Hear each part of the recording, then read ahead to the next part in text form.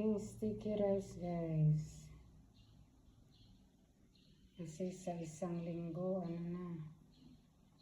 dragon boat. Parang piyesta sa kanila dito. Papaligsahan ng pagbugsay ng bangka. Bangka.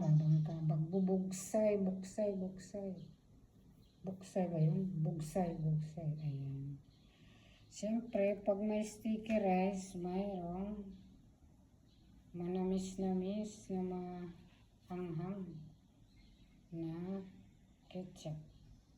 Ayan. Yan. Nakamatch yan sila. Ayan ang aking sticky rice, guys. Gawa ko yan. Homemade sticky rice. Ayan, batsang ang tawag dito sa kanila. Batsang. Batsang mo. Chichitso na batsang. Kan. Yatsu malayo manchatsu batsang. Ayan, kasi day off ko.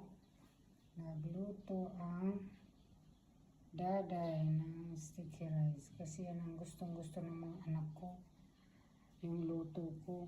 Ayaw nilang bumili sa labas. Hindi raw masarap. Mahal pa. Ayan, guys. Ayan ang peg niya.